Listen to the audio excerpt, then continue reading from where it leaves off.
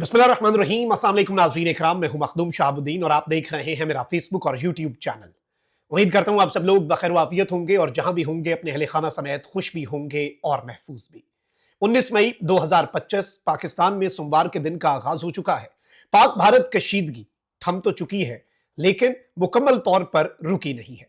भारत की तरफ से स्टेटमेंट्स, भारत की तैयारियां और भारत के अंदर इस वक्त क्या कुछ चल रहा है, वो सब कुछ इस जानिब एक बहुत वाज़ेह इशारा है कि भारत कोई ना कोई एडवेंचर करेगा। उसमें बहुत से ऐसे फैक्टर्स हैं कि किस तरह से नरेंद्र मोदी की मजबूरी बन चुका है, अपना सर्वाइवल उसका लिंक्ड है पाकिस्तान पर एक मरतबा फिर हमला करने के हवाले से।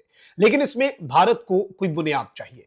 अब पहलगाम 2.0 की तैयारी जो है वो भारत में शुरू कर दी गई है और भारत का ये खुफिया प्लान ये लीक हो चुका है।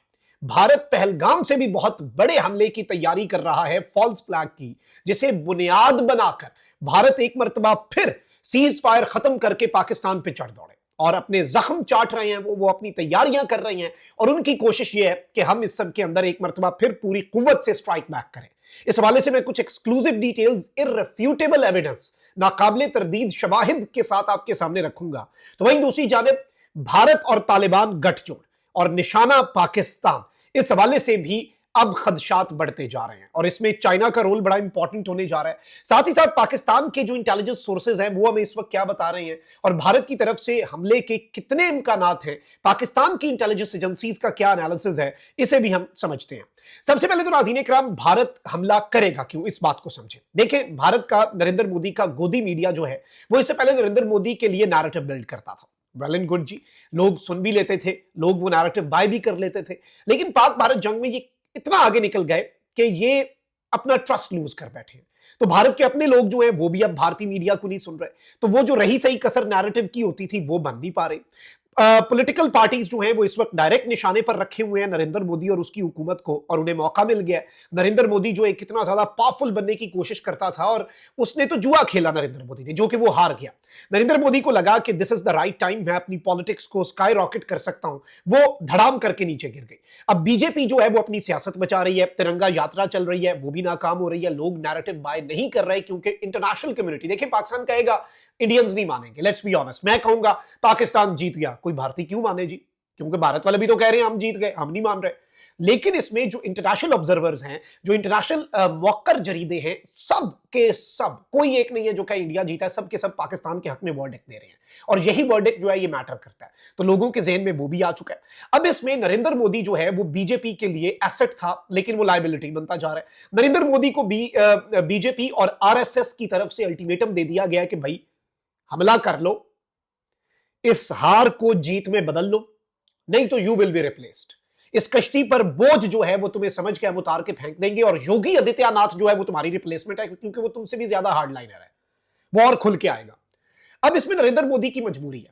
नरेंद्र मोदी के लिए आगे कुआं पीछे खाइए, क्योंकि ऑब्वियसली वो बौखलाहट में कुछ करेगा लेकिन पाकिस्तान भी तो सरप्राइज देने के लिए तैयार बैठा है। बल्कि मैं पढ़ रहा था, भारत का जो डिफेंस ग्रुप है वो कहता है कि चाइना ने पाकिस्तान को सैटेलाइट सपोर्ट दिया और इस सैटेलाइट सपोर्ट की वजह से हम हारे और पाकिस्तान को अपने रेडार और एयर डिफेंस सिस्टम को मजीद इफेक्टिवली डिप्लॉय करने में चाइना ने पाकिस्तान को जो सैटेलाइट सपोर्ट दी और इंडिया की डिप्लॉयमेंट ऑफ ट्रूप्स और वेपनरी, वो सारी की सारी चाइनीज सैटेलाइट्स के जरिए पाकिस्तान के पास एक एक चीज थी कि इंडिया क्या कर रहा है। तो वो परेशान है कि चाइना ने इतना आउट ऑफ द वे जाके सपोर्ट दी और ऐसी ऐसी टेक्नोलॉजी का इस्तेमाल हुआ जो कि अभी चाइना ने पब्लिकली बताया भी नहीं कि हमने ये सब कुछ बना लिया हुआ है। बहुत सी ऐसी चीजें हैं जो कि अभी भी ये सोच रहे हैं इनके साथ क्या हुआ। तो नरेंद्र मोदी के लिए वैसे तो आगे कुआं पीछे खाई है, लेकिन वो इस सब के अंदर ये एक मरतबा फिर जुआ खेलेगा क्योंकि वो हार चुका है। जब आप हार चुके हो and when you have nothing to lose, उस वक्त आप ज्यादा खतरनाक हो जाते हैं। तो ये साइकी जरा नरेंद्र मोदी की आपने समझनी है। अब नाज़रीन किराम, यहां पर जो वारदात डाली जा रही है वो क्या है? द संडे गार्डियन एक अखबार है और इस अखबार के हवाले से भी मैं आपको बता देता हूं कि बेसिकली इन्होंने एक संडे गार्डियन लाइव नामी अखबार, ऐसे कुछ ना मीडिया आउटलेट्स के नाम कॉपी करके थोड़ा सा तब्दील करके ऐसी मीडिया आउटलेट्स जो है वो बनाई जाती हैं। बेसिकली इन्होंने ब्रिटिश संडे गार्डियन जो है उसकी थोड़ी सी कॉपी करके एंटी पाकिस्तान नैरेटिव के लिए ये अखबार यूज होता है और इसके पीछे इंडियन एजेंसीज है। अब इसके अंदर जो आर्टिकल छपा है वो बड़ा इंटरेस्टिंग है। इसमें नाज़रीन इकराम आर्टिकल छपा है एहसानुल्लाह एहसान का। एहसानुल्लाह एहसान का को सब जानते हैं, एपीएस का सानिया, उसके बाद इसे गिरफ्तार किया गया, फिर ये तहवील में से भागा, वो पूरी एक स्टोरी है। लेकिन एहसानुल्लाह एहसान क्या कह रहा है जी कि Pakistani agencies planning 2 new attacks. यानी अब एहसानुल्लाह एहसान जो है वो भारत का सोर्स बन गया है और एहसानुल्लाह एहसान कह रहा है कि पाकिस्तान की एजेंसीज दो मजीद अटैक्स जो हैं वो प्लान कर रही हैं। यहीं से आप अंदाजा करें कि सूरत हाल क्या है। अब इस आर्टिकल को जिस एंगल से हम देख रहे हैं वो बहुत सादा है और उसमें कोई दूसरी राय नहीं है। India is basically laying the ground work for future aggression. Bharat बुनियाद बना रहा है और आप देखें कि भागा हुआ टीटीपी का, तहरीके तालिबान पाकिस्तान का, फितनतुल खवारिज का, दहशतगर्द एहसानुल्लाह एहसान जो है वो आर्टिकल लिख रहा है और इस सब के अंदर इसने कहा है कि पाकिस्तान जो है, इसने पहले तो कहा कि एहसानुल्लाह एहसान ने कि 22 अप्रैल वाला पहलगाम अटैक भी पाकिस्तान ने किया और पाकिस्तान की एजेंसीज दो मजीद अटैक्स जो हैं वो इंडिया के ऊपर करने जा रही हैं। One in an Indian city using fake Afghan identities के एक भारतीय शहर के अंदर अटैक होगा। पाकिस्तानी जो हैं वो एजेंसीज करवाएंगे और उसमें अफगान आइडेंटिटी यूज होगी। One and another near the China border to provoke tensions, यानी एक और जो है हमला वो चाइना बॉर्डर के करीब होगा ताकि वहां से चाइना भारत के ऊपर चढ़ दौड़े। अब मैं आपको ये बता दूं कि एपीएस पेशावर जो है उसके सानहे के हवाले से जो इसकी वीडियो थी, एहसानुल्लाह एहसान ये वो शख्स है। एक तो इससे क्या होता है कि भारत और टीटीपी का गठजोड़, भारत और बीएलए का गठजोड़ तो पूरी दुनिया के सामने है, भारत और टीटीपी का गठजोड़ जो है वो भी सामने आता है और इस सब के अंदर अफगान गवर्नमेंट जो है, अफगान तालिबान, उनका रोल बड़ा इंपॉर्टेंट है, उस पर बात करते हैं। लेकिन इस चीज को आप समझें, बेसिकली एहसानुल्लाह एहसान ने ये जो एक आर्टिकल छापा है इस अखबार की एक अखबार को कॉपी करके, ये बेसिकली प्रोपेगेंडा की टर्म्स है, मैं बहुत ज्यादा डिटेल्स में नहीं जाता, लेकिन इन्होंने ब्रिटिश संडे गार्डियन को मिमिक किया हुआ है और उसी तर्ज पर एक बनाया है ताकि प्रोपेगेंडा पुश हो सके, द संडे गार्डियन लाइव। और इसके अंदर एहसानुल्लाह एहसान जो है वो मुख्तलिफ आर्टिकल्स लिखता रहता है और एहसानुल्लाह एहसान अब ये बात कर रहा है कि पाकिस्तान जो है वो बहुत बड़ा अटैक जो है वो करने जा रहा है भारत के ऊपर, दो मजीद। अब ये क्या है? ये बेसिकली मजीद एग्रेशन, सीज फायर खत्म करना है, अमेरिका बहादुर को कुछ दिखाना है। इस सब के अंदर भारत जो है वो अब कोई ना कोई अपने ही लोगों के ऊपर हमला करवा के, अपने ही लोगों के ऊपर अटैक करवा के, अपने ही लोगों को निशाना बनाकर नरेंद्र मोदी की सरकार जो है वो एक बहुत बड़ी वारदात की तैयारी कर रही है। क्योंकि ऑब्वियसली जो मैंने आपके सामने पॉइंट्स रखे कि why it is necessary for Narendra Modi to attack Pakistan, क्योंकि ये जंग नरेंद्र मोदी हारा है और जब तक वो इसे फतह में नहीं बदलता वो दोबारा री ग्रुप होकर अटैक करने की कोशिशें करता रहेगा, करता रहेगा, करता रहेगा। और अब ये जो एहसानुल्लाह एहसान के जरिए इन्होंने बुनियाद बनवा रहे हैं कि जी मैं पाकिस्तान को जानता हूं, पाकिस्तान के अंदर से ये सोर्सेज बता रहे हैं कि पहलगाम भी पाकिस्तान ने करवाया, एक भागा हुआ आलमी सतह पर दहशतगर्द माना जाने वाला शख्स जो है वो कह रहा है कि पाकिस्तान की एजेंसीज दो मजीद अटैक्स जो है वो भारत में प्लान कर रही हैं। ये सब कुछ आई थिंक के इंतहाई तशवीशनाक है। अच्छा, भारत में प्लानिंग क्या हो रही है? बेसिकली भारत जो है वो हमारे खिलाफ जंग की इस वक्त मुकम्मल तैयारी कर रहा है। इस चीज को आप समझिएगा, भारत इस वक्त मुकम्मल तौर पर रीग्रुप हो रहा है अपनी चीजों को इस जंग के तनाजुर में स्टडी करके। ऑल्दो सोए हम भी नहीं हुए, तैयारी हमारी जितनी पूरी है वो तो अब इंडिया को इस दफा मजीद समझ लगेगी। लेकिन इसमें मैं आपको ये बताऊं कि इंडिया के टीवी चैनल्स जो है वो इस वक्त लगातार ये रिपोर्टिंग कर रहे हैं कि भारतीय हुकूमत जो है उसने पहले 9 मकामात पाकिस्तान के निशाना बनाए, अब भारतीय हुकूमत 12 मजीद मकामात जो है उन्हें निशाना बनाएगी और भारत वहां पर हमला करेगी और भारत अपनी स्ट्राइक जो है वो पाकिस्तान के अंदर करेगी। और ये पाकिस्तान के इंटेलिजेंस सोर्सेज जो हैं वो भी इस हवाले से इस खदशे का इजहार जरूर कर रहे हैं कि बिल्कुल, जब उनसे पूछा जाता है तो वो कहते हैं कि भाई हम सोए नहीं है, हम मुकम्मल तौर पर तैयार हैं, क्योंकि हमें पता है कि ये कमजर्फ दुश्मन है, क्योंकि हमें पता है कि ये चालाक मक्कार अय्यार दुश्मन है और ये रात की तारीकी में पीठ पीछे वार करने वाला दुश्मन है। हमारे वाली हिम्मत कहां से लाओगे कि फजर की नमाज पढ़ के दुआ करके चढ़ दौड़े और बुनियाद मरसूस लॉन्च कर दिया, दिन की रोशनी में तुम्हें हिला के रख दिया और दिन की रोशनी में तुमने फोन खड़काए।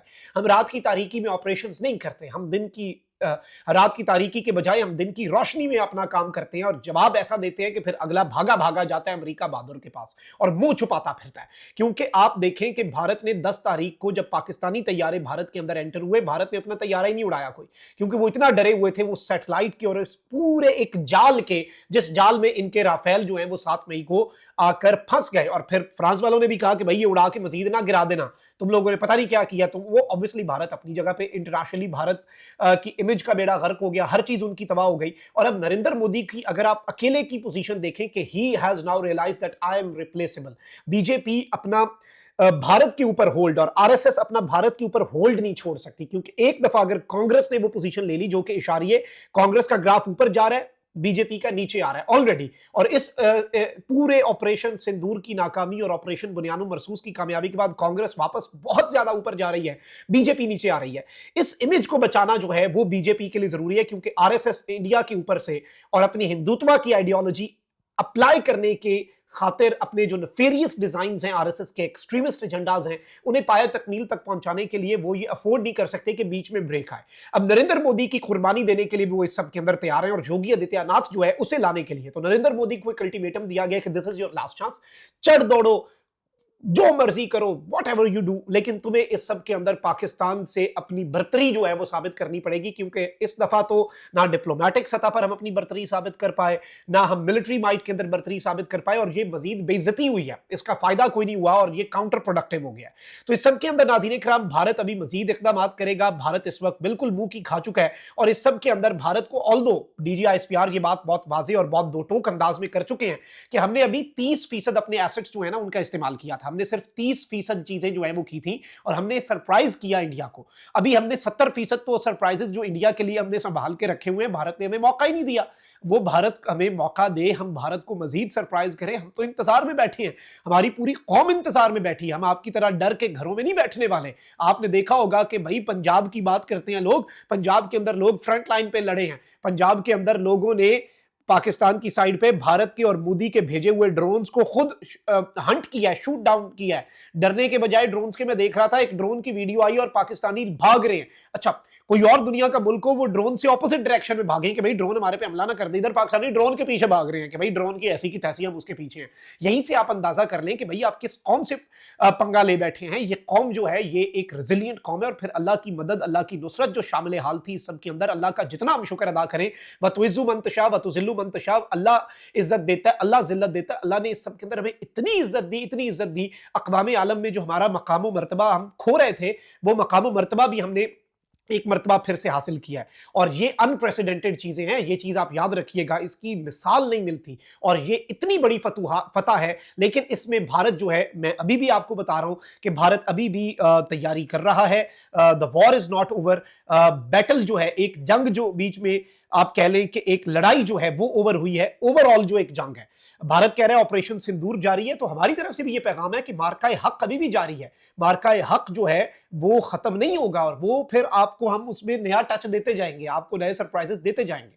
लेकिन ये एक रियलिटी बेस्ड पिक्चर है। और इस सब के अंदर अफगान तालिबान वाले इशू पे अगर हम बात करें, तो इसमें अफगान गवर्नमेंट का रोल बहुत ज्यादा बढ़ जाता है। इसीलिए चाइना जो है उसने अफगान फॉरेन मिनिस्टर को भी बुलाया और पाकिस्तानी फॉरेन मिनिस्टर को भी बुलाया।